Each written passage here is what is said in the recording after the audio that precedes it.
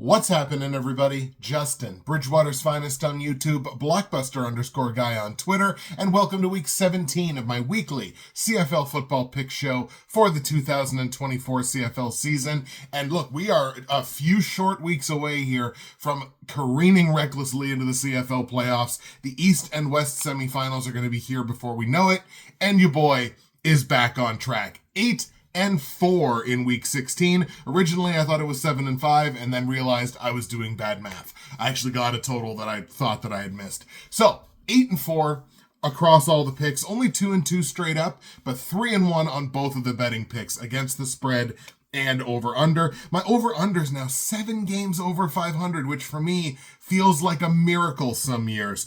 In total, I am, That's 23 games above 500 now, which I believe is my best mark on the year. Obviously very excited about the results from last week and very excited about hitting triple digits once again in CFL fantasy, although week 16 will go down as leaving plenty on the table. And here's why. I did hit 100 points, which is good. That was just outside the top 900 across the entire game and just inside the top 260 in Derek Taylor's league. On the season, 1595.5, just outside the top 2400, not where I want to be at this point in the season, and outside the top 280 in Derek Taylor's league, also not where I want to be at this point on the season. However, here's the thing. I hit 100 points. That's awesome. I had 2 players who went over 25. That was Chad Kelly and my most outstanding player from last week, which is Brady Oliveira, 27.8 points. Great showing for Brady. I had the 2 times multiplier on Chad Kelly. So, between Chad Kelly and Brady Oliveira, I brought in almost 80 points, which means the rest of my team did nothing.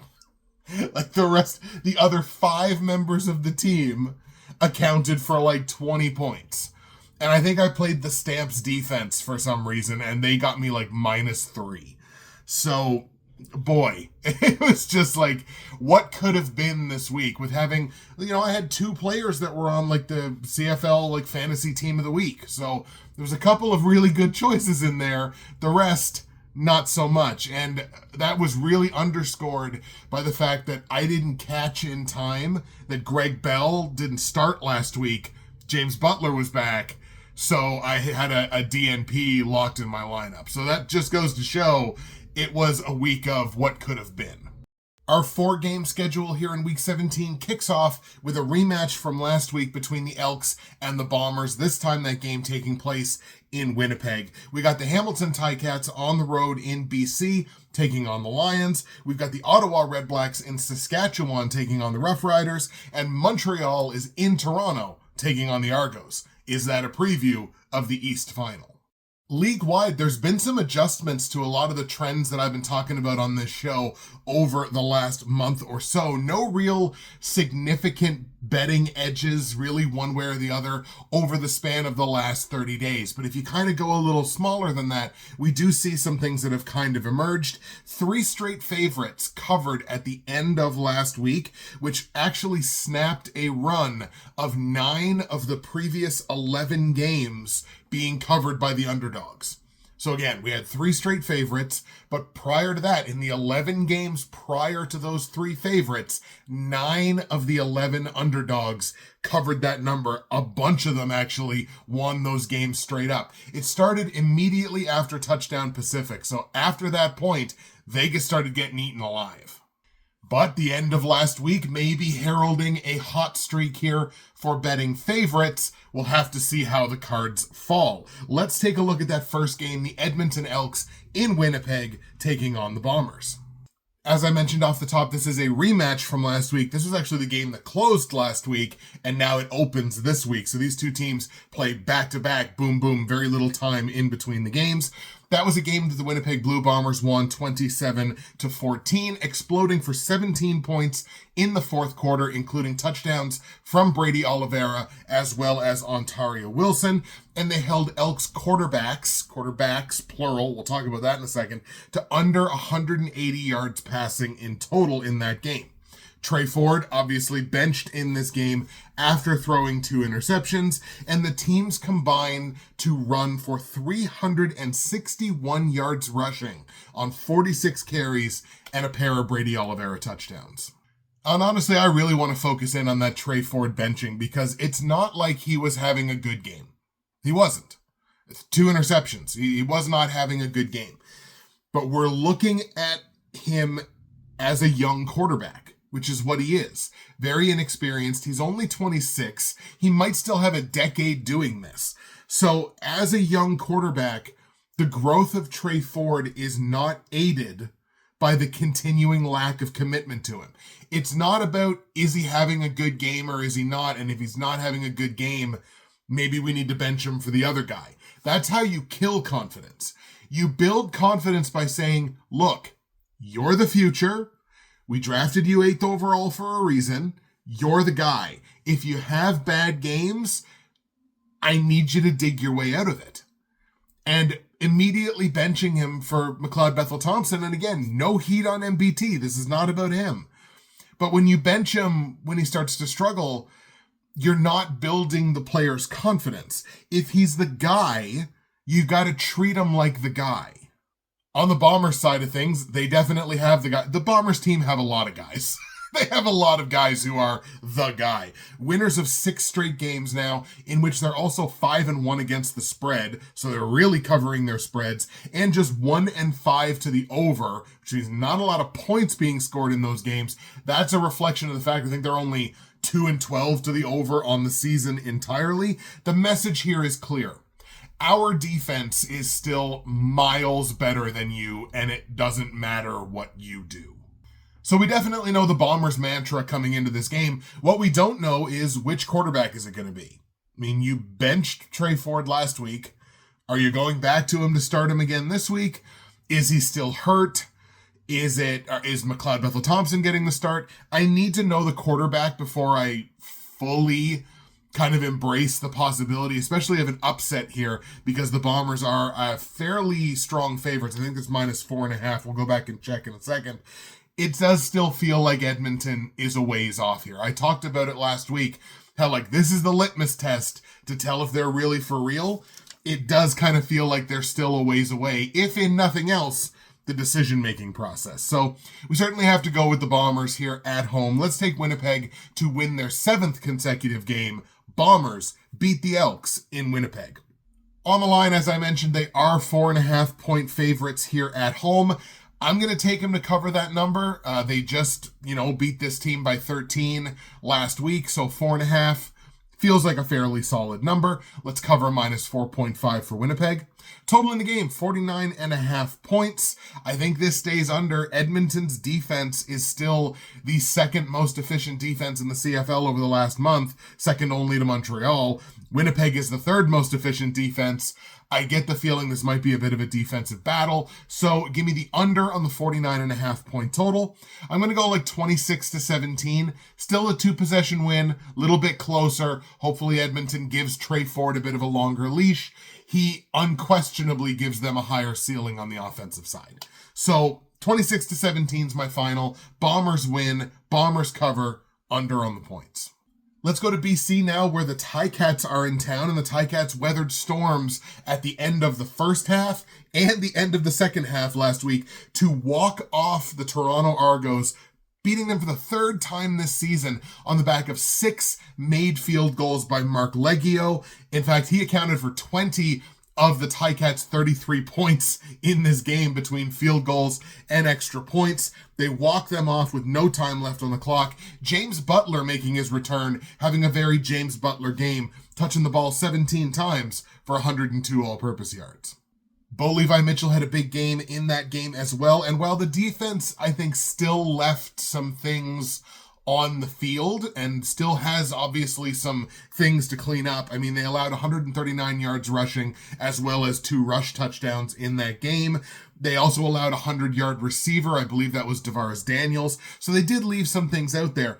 But the secondary is seeing marked improvement. This is a better secondary than they were even a couple of weeks ago. But especially if you look at them like a month ago, it's entirely night and day. And that's reflected in their defensive efficiency score, which I talked about a few weeks ago was absolutely morbid. A month ago, I think it was 10.7, which is like as bad, almost as bad as I've ever seen in this league. It's now a 15.3. So that's really respectable, actually. As a matter of fact, 15.3 ranks them 4th in the CFL over the last month. So a definite improvement on the defensive side of the ball from the Ticats, which has been their Achilles heel all year long. The Lions come into this game off of their bye after getting spanked by the Argos back in week 15. So we got another game here where we've got common opponents for the last 2 games. Nothing going on the offensive side for the Lions in that game. They were under 280 all-purpose yards on offense, and all 3 quarterbacks saw game action in that game. Nathan Rourke, Vernon Adams, and Chase Bryce, which was the name I couldn't remember last week. Sorry about that, Chase. So even though the offensive efficiency for the Lions has continued to improve, they're now top 3 in the CFL over their last 4 games with a 13.6. The offensive efficiency has definitely improved. The whole team is very hit and miss. This is, all of a sudden, this is the Jekyll and Hyde franchise of this league. And in their last game, they looked a lot closer to the team that lost 5 games in a row than the team that won 5 games in a row. This is a very streaky team this year. When they're great, they're almost unbeatable. And when they're bad, they're as bad as anybody. Even though the Lions are significant favorites at home here, they're laying minus 7.5 points. The upset feels very alive here as far as I'm concerned. If you've got a Ticats team that's playing significantly better defense than they have been basically all season long, the offense is continuing to churn along, all of a sudden, there's something to build on with this team. The upset feels alive considering, again, reliability is king, and I don't know what BC Lions team I'm going to get. Like, this feels like a situation where BC can either beat them by 30 or look like they shouldn't even be on the same field. Here's what I'm going to do with this. BC's coming in off their bye. This is the tail end of back-to-back road games for the Ticats. They were away from home last week as well. So here's what we're going to do. I am going to take the BC Lions to win. I think they've objectively got the higher ceiling. But I think they arguably have a lower floor. So I'm not laying the 7.5 points. I don't think BC has done much of anything in the last month to justify being 7.5 point favorites. So I'm going to hedge my bets here. I like BC to win, but the 7.5 points is way too much. Take the plus 7.5 points on the Hamilton Ticats. Total in this game set at 53.5. I think this game has a really good shot to hit 60. 2 offenses that are clicking along. The number 2 and number 3 most efficient offenses in the CFL over the last month. So give me the over here. I'm going to go like a 31-27. We got an absolute shootout here in BC. I'm taking the Lions to win, but give me the plus 7.5 on the Ticats and over on the points. The Ottawa REDBLACKS travel to Saskatchewan to take on Gang Green, the Saskatchewan Roughriders. And on Ottawa's side of things, they had some thunder. There was some thunder in that game last week.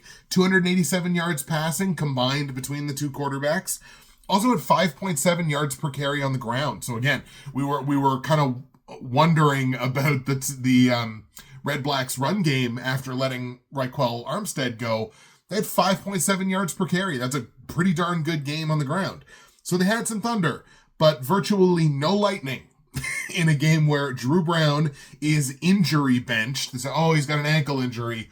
He's also not playing very well at all, but ankle injury, let's take him off. Second straight benching for Drew Brown. So really interesting to see who the starting quarterback is this week. It probably should be Jeremiah Masoli because he came in and played rather well. But Drew Brown threw a pair of interceptions. He gets injury benched. Masoli comes in, completes 65% of his passes, over 200 yards passing, and a touchdown. Probably should be Masoli's game this week.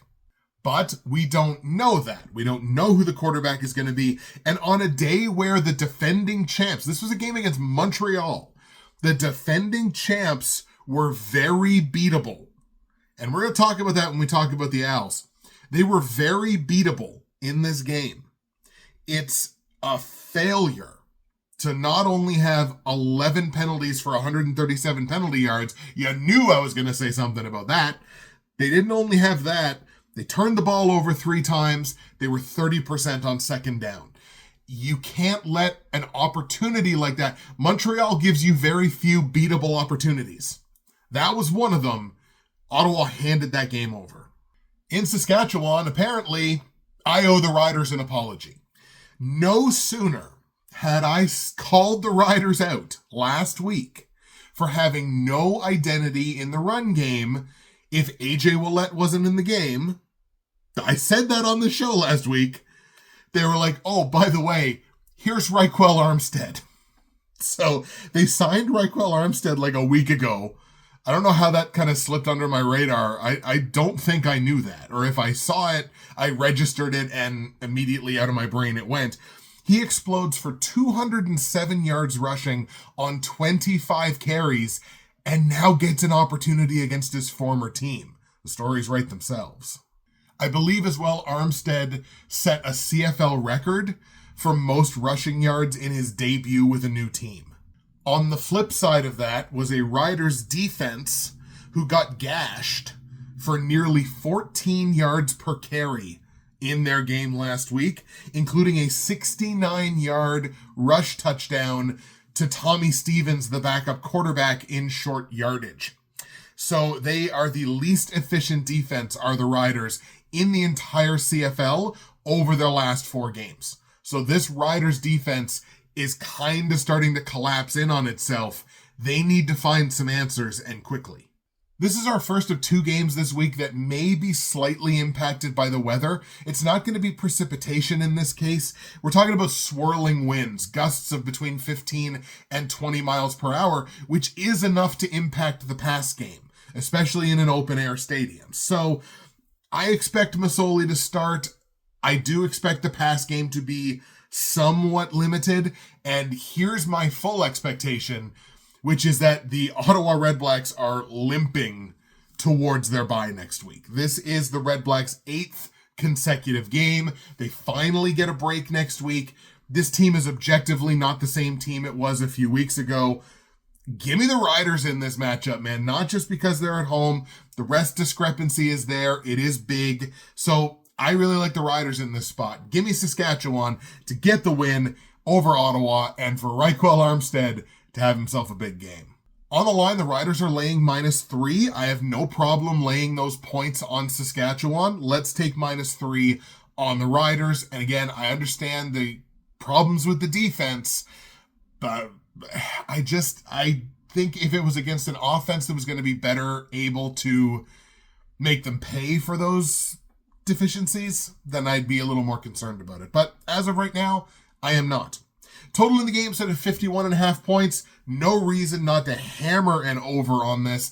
I think this game could potentially push to 60 points. So 51.5, I got no problem with that. Over 51.5 points in Ottawa, Saskatchewan. Let's go 36-23 in favor of the Riders. Riders win, Riders cover, and give me an over on the points. And the last game we're going to look at is the Montreal Alouettes on their 3rd consecutive road game in Toronto to take on an Argos team playing their 6th straight. We just talked about the game with the Alouettes playing the REDBLACKS last week. Now, they did finally start a game on time for the first time in what feels like almost a month.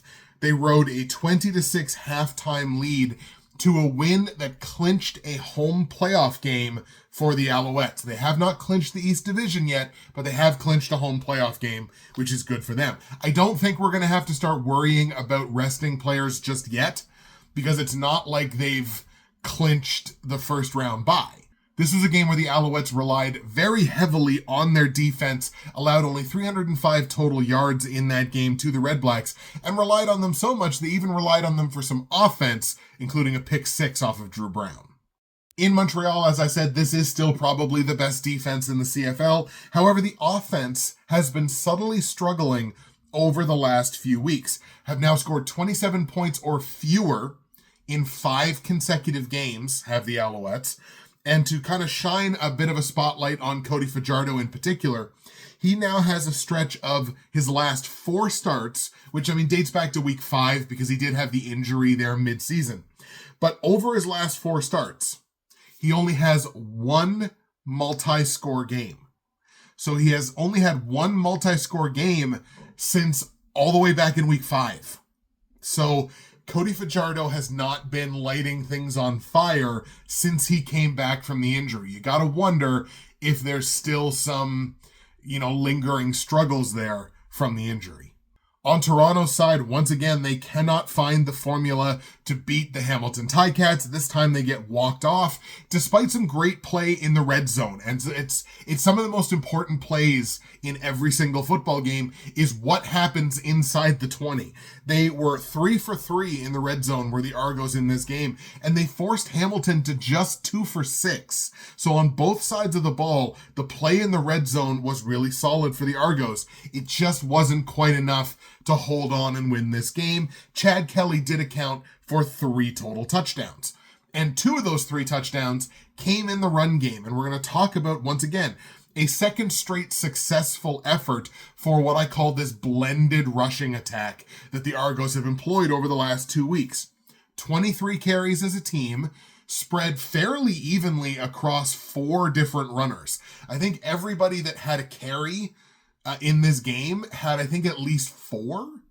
I think it was either had at least 4 or had at least 5, something like that. So pretty even split of carries. They averaged 6 yards per carry as a team. So again, this blended rushing attack between Chad Kelly, Kadeem Carey, Adebaboye, and McMahon, I really love what they're doing here on the ground, and I hope we continue seeing more of it.